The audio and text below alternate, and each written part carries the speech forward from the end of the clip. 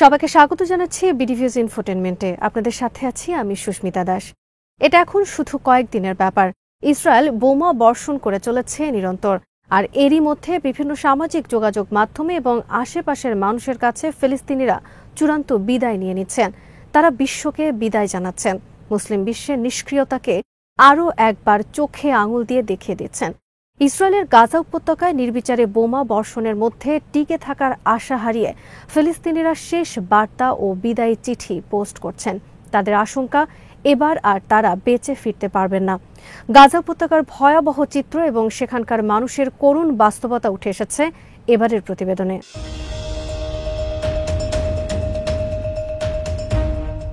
2023 সালের অক্টোবর মাসে অবরুদ্ধ গাজা উপত্যকায় ইসরায়েলের বর্বরতম হামলা শুরু হওয়ার পর থেকেই গাজার অনেক ফিলিস্তিনি সামাজিক যোগাযোগ মাধ্যম ব্যবহার করছেন, বিশেষ করে একে অপরের সঙ্গে যোগাযোগ করতে, ইসরায়েলি হামলা ও তাদের প্রতিদিনের অভিজ্ঞতার রেকর্ড সংরক্ষণ করতে এবং বিভিন্ন দেশে থাকা দর্শক ও শ্রোতাদের সাথে তাদের চিন্তাভাবনা, আশা ও প্রতিদিনের জীবন অভিজ্ঞতা ভাগাভাগি করে নেয়ার জন্য তারা এই সামাজিক যোগাযোগ মাধ্যমগুলো ব্যবহার করে। আর গাজাবাসীর এই অ্যাকাউন্টগুলোর ওপর বিশ্বজুড়ে অসংখ্য মানুষ হুমড়ি খেয়ে পড়েছে, কেননা এই সামাজিক যোগাযোগ মাধ্যমগুলো ছাড়া যাবতীয় গণমাধ্যম এবং শিল্প ও শিক্ষা প্রতিষ্ঠানগুলোকে যুদ্ধ সম্পর্কিত তথ্য প্রচারের ক্ষেত্রে প্রচণ্ড সেন্সরশিপের মধ্যে পড়তে হয়েছে।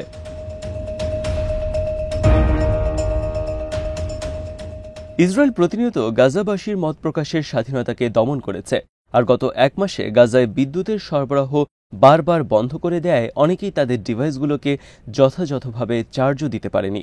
ফলে অনেকেই আগের মতো করে আর সামাজিক মাধ্যমগুলো ব্যবহার করতে পারছেন না।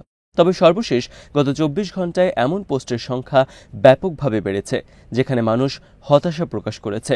পাশাপাশি তারা এমন আশঙ্কাও করছেন যে ইসরায়েলের এবারের অসহনীয় হামলার ভয়াবহতা ও ধ্বংসাত্মক পরিস্থিতিতে তারা হয়তো আর বেঁচে ফিরতে পারবেন না।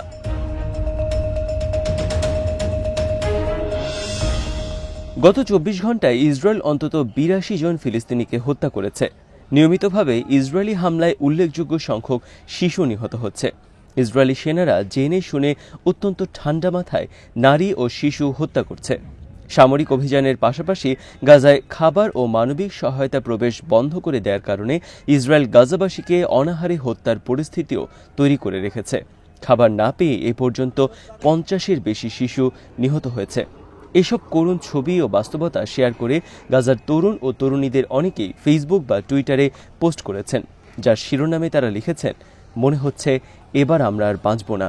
অনেকেই কোরআন মাজিদের শাহাদাত সংক্রান্ত আয়াতগুলো তেলাওয়াত করে পোস্ট দিচ্ছেন।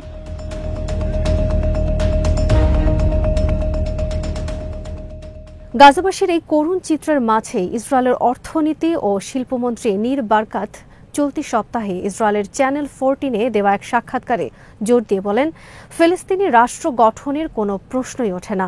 সাক্ষাৎকারে তিনি জর্ডান নদী থেকে ভূমধ্যসাগর পর্যন্ত পুরো অঞ্চলে একটি একক গণতান্ত্রিক রাষ্ট্র গঠনের ধারণাও নাকচ করে দেন। এর পরিবর্তে তিনি আমিরাত মডেল নামক একটি ধারণা তুলে ধরেন, যেখানে ফিলিস্তিনিরা বিভক্ত অঞ্চল জুড়ে স্বশাসন চালাবে আর সেগুলোর পাশেই থাকবে ইসরায়েলি ইহুদি বসতিগুলো। তবে সেই অঞ্চলে ইসরায়েলের সার্বভৌমত্ব মেনে নিতে হবে। যদি ফিলিস্তিনিরা এই প্রস্তাব মেনে না নেয়, তাহলে তাদেরকে গাজাতেই ধ্বংস হতে হবে। এখন ফিলিস্তিনিদেরকেই বেছে নিতে হবে যে তারা গাজা হতে চায় না দুবাই।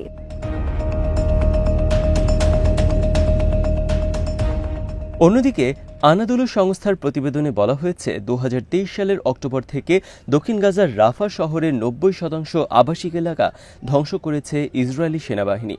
গাজার সরকারি মিডিয়া অফিস জানিয়েছে, ইসরায়েলি বাহিনী রাফায় 12,000 বর্গ কিলোমিটার এলাকা গুঁড়িয়ে দিয়েছে। আধুনিক যুগে গণহত্যা ও জাতিগত নির্মূল অভিযান কতটা ভয়াবহ হতে পারে, ইসরায়েল রাফাতে সেই দৃষ্টান্তই স্থাপন করেছে।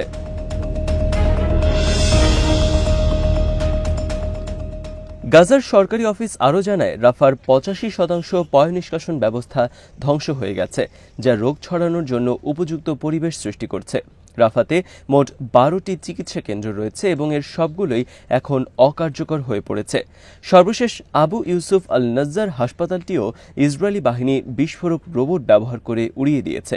এছাড়া ইসরায়েলি হামলায় রাফার অন্তত 8টি স্কুল ও শিক্ষা প্রতিষ্ঠান ধ্বংস হয়েছে।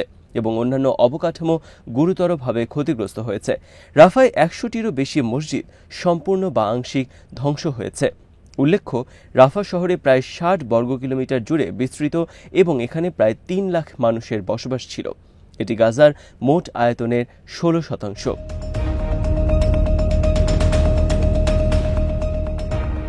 গাজার মিডিয়া অফিস জানায়, রাফার 24টি পানিকূপের মধ্যে 22টি ধ্বংস করা হয়েছে, ফলে বহু মানুষ বিশুদ্ধ পানির সংকটে পড়েছে।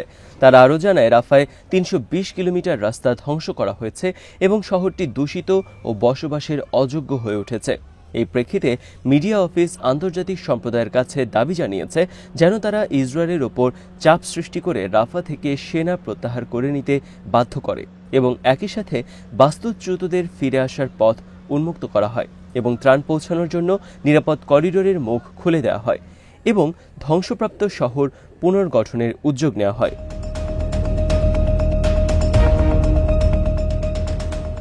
আর বিশ্বজুড়ে ব্যাপক প্রতিবাদ ও আপত্তিকে বৃদ্ধাঙ্গুল দেখিয়ে ইসরায়েলের প্রধানমন্ত্রী বেঞ্জামিন নেতানিয়াহু ঘোষণা দিয়েছেন যে তিনি গাজায় হামলা আরও তীব্র করবেন। তার মতে আমেরিকা তার পাশে থাকবে, কেননা তিনি প্রেসিডেন্ট ট্রাম্পের পরিকল্পনা মোতাবেকই গাজা থেকে ফিলিস্তিনিদের উচ্ছেদ করার ব্যবস্থা নিয়েছেন। 2023 সালের অক্টোবর থেকে ইসরায়েলের নির্মম হামলায় গাজায় প্রায় 50,700 ফিলিস্তিনি নিহত হয়েছেন, যাদের অধিকাংশই নারী ও শিশু।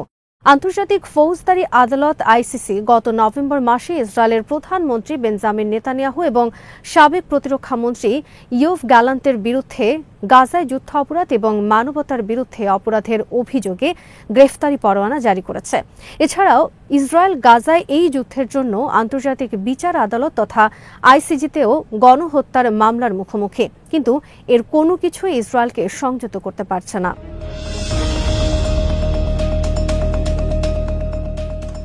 ওদিকে ইসরায়েল তার হামলা জোরদার করলেও ইসরায়েলের সাবেক সেনা কর্মকর্তা জেনারেল নওম তিবন বলেন, গাজায় ইসরায়েলি বন্দীদের মুক্ত করতে চলমান সামরিক অভিযান খুব বেশি কাজে আসছে না। সবচেয়ে গুরুত্বপূর্ণ বিষয় হল সব বন্দীকে ফিরিয়ে আনা।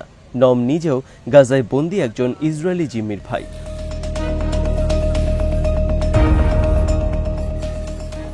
তিনি বলেন, 1.5 বছর ধরে আমাদের বলা হয়েছে সামরিক চাপ দিয়েই বন্দীদের ফিরিয়ে আনা যাবে, কিন্তু এই সময়ের মধ্যে 41 জন বন্দী মারা গেছে এবং এদের বেশিরভাগই মারা গেছে ইসরায়েলি বিমান হামলায়।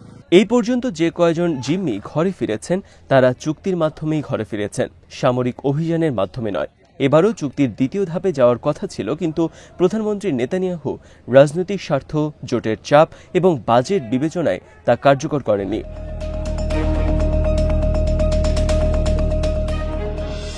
নওম তিবন বলেন, হামাস তাদের প্রতিশ্রুতি রেখেছিল এবং প্রথম ধাপে বন্দীদের মুক্ত করেছিল। তাই ইসরায়েল যদি বন্দীদের ফিরিয়ে আনতে চায় তাহলে চুক্তিই একমাত্র পথ। তেল আবিব ধারণা করছে গাজায় 59 জন ইসরায়েলি বন্দী রয়েছে, যাদের মধ্যে 24 জন জীবিত। অপরদিকে ইসরায়েলের কারাগারে 9,500-এর বেশি ফিলিস্তিনি বন্দী রয়েছেন, যাদের অনেকে নির্যাতন, অনাহার এবং চিকিৎসা অবহেলার শিকার, যার ফলে অনেকের মৃত্যু হয়েছে। এই মর্মে ফিলিস্তিনি ও ইসরায়েলি মানবাধিকার সংস্থা এবং সংবাদ মাধ্যমগুলো খবর প্রকাশ করেছে।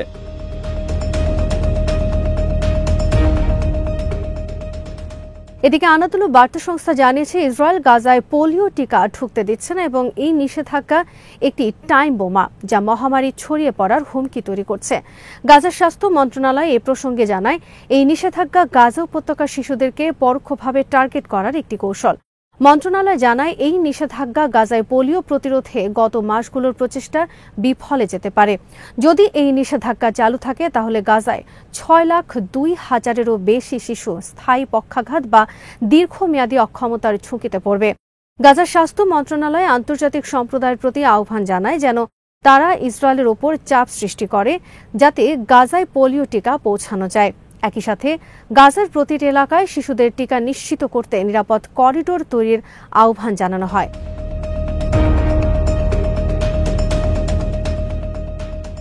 মূলত 2023 সালের অক্টোবর থেকে শুরু হওয়া ইসরায়েলি আগ্রাসন আজ গাজা উপত্যকার ইতিহাসে সবচেয়ে ভয়াবহ ও নিষ্ঠুর অধ্যায় হয়ে দাঁড়িয়েছে। হাজার হাজার নিরপরাধ মানুষের আর্তনাদ, বিধ্বস্ত ঘরবাড়ি, ধ্বংস হয়ে যাওয়া হাসপাতাল ও স্কুল এবং ধুলোর মধ্যে খেলতে থাকা শিশুদের কষ্টের চিত্র আজ শুধু মিডিয়ার শিরোনাম নয়, এটি এখন মানবতা ও সভ্যতার সামনে এক গভীর প্রশ্নচিহ্ন।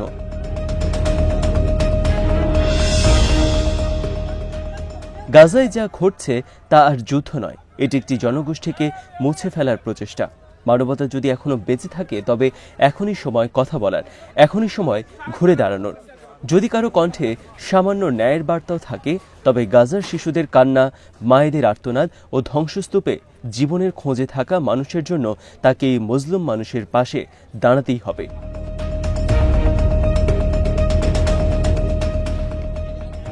আজ এখানেই শেষ করছি।